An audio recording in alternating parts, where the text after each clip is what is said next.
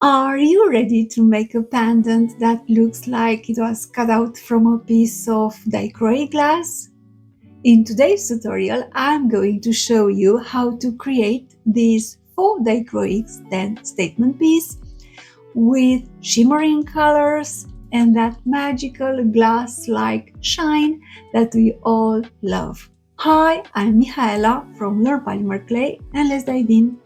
I'm working with black polymer clay that I have previously conditioned, and I passed the clay through several settings of my Atlas pasta machine, ending with the setting number 3.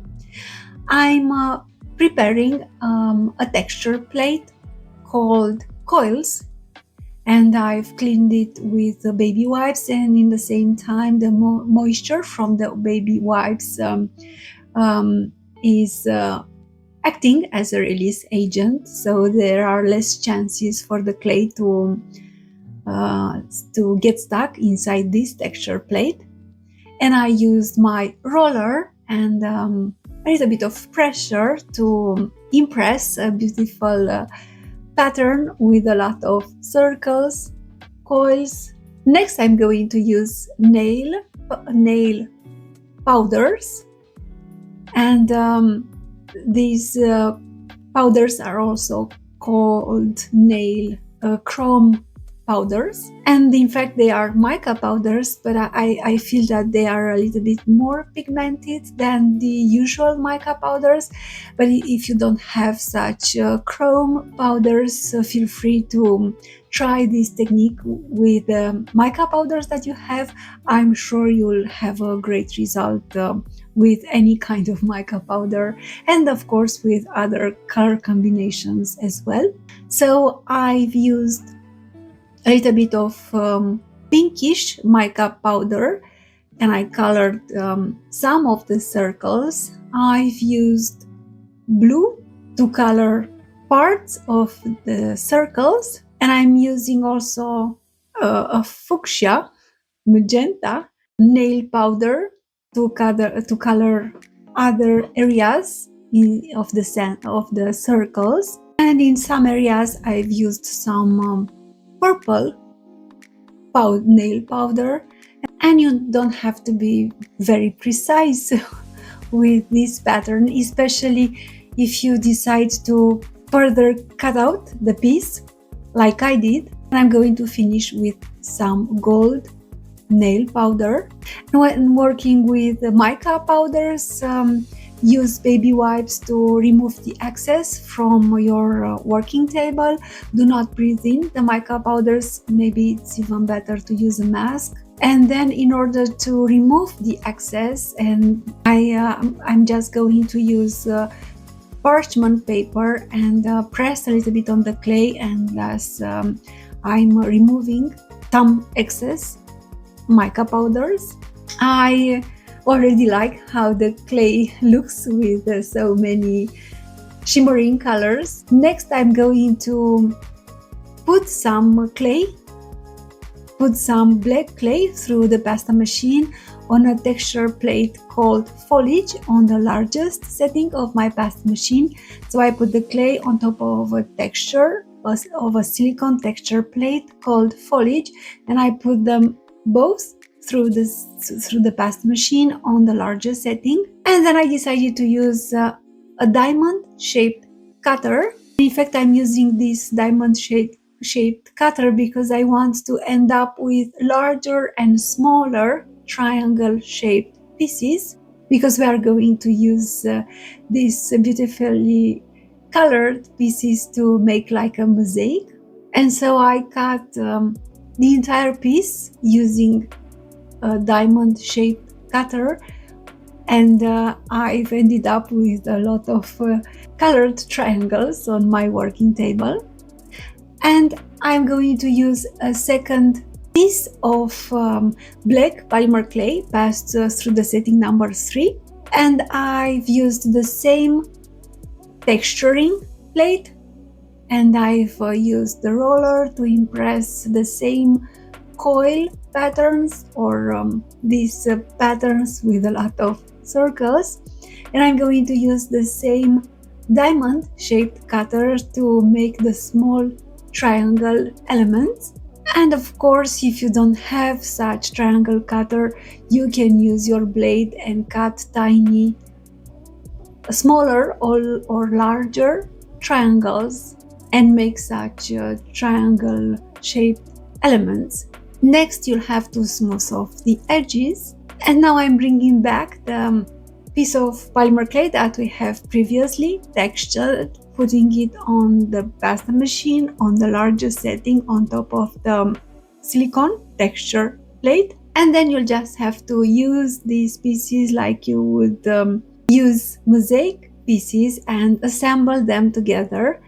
And you should be very careful when assembling them to put them one next to the other, and ideally not leave gaps in between, especially because we are going to put resin on top, and it's going to be a little bit difficult because the resin will fill those gaps, and you'll have a nicer look if you don't have gaps.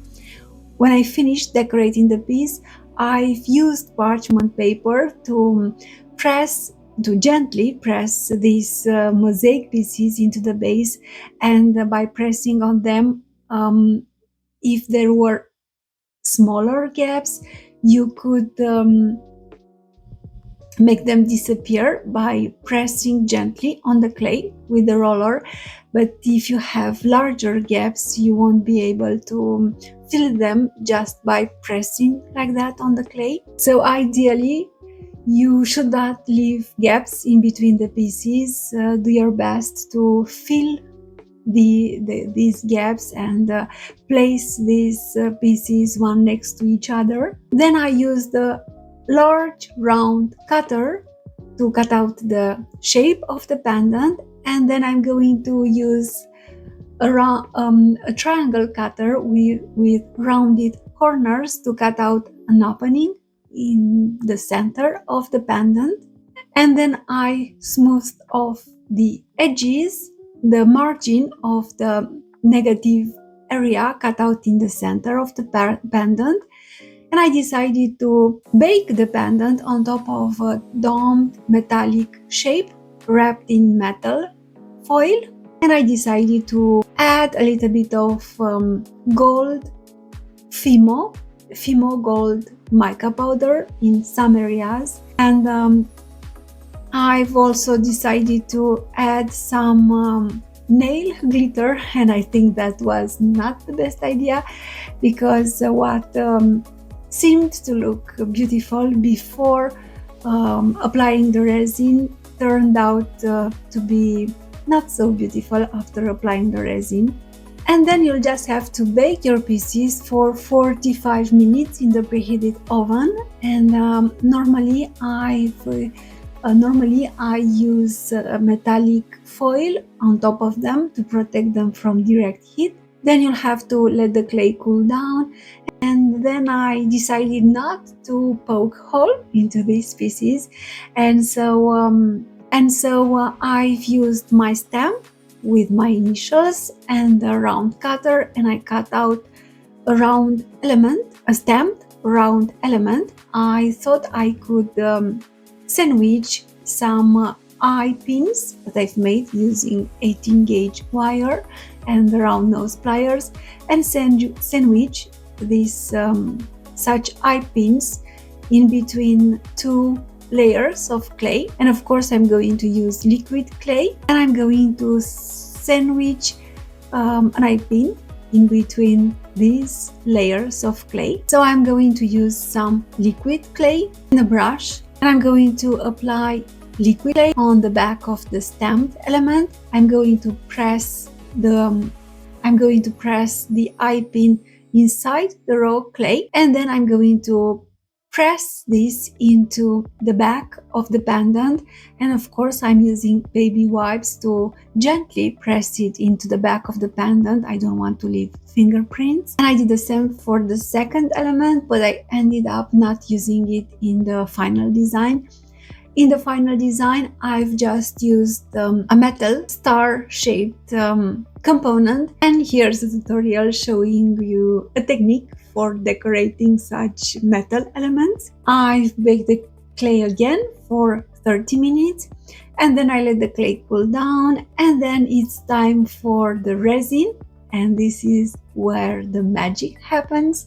So I've just used the brush and I've applied a thin layer of UV resin. You'll have to make sure that you don't have gaps on the piece, meaning areas where you did not put resin. And normally I would let the piece sit a little bit, make sure that I don't need to fill some areas with more resin.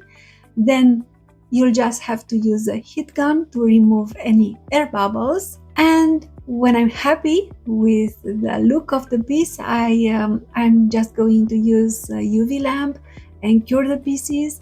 I've cured the pieces for 5 minutes, but of course you have to adapt the curing time for the type of resin that you are using, for the type of UV lamp that you are using.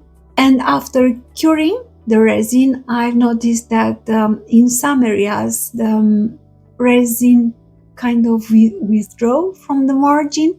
So I decided to apply a second thin coat of UV resin, and I've cured again the resin for 5 minutes. But again, you'll have to adapt the curing time for the resin that you are using and the lamp, UV lamp. After curing the pieces, you might want to use baby wipes and clean the back, maybe adding a little bit of rubbing alcohol and clean the back of the pieces. And then I decided to make a pendant with a dangling element underneath, kind of inside. And I'm just going to use jump rings, and I'm attaching the dangle element with jump rings. I'm going to put the jump rings through the pendant and also through the gold metal neck wire element that I'm going to use for the pendant, for the piece. I had 2 star elements and I could not decide which one to use for the pendant. And I hope that you like the one that I have chosen. And this is the finished pendant, and I personally like it very much, and I hope that you like it too. I hope you loved creating this faux dichroic pendant with me. If you want even more faux glass and faux surface ideas, make sure to check out my other tutorials and hit subscribe so you don't miss the next one. Thank you for watching and stay tuned for more inspiration for work with polymer clay.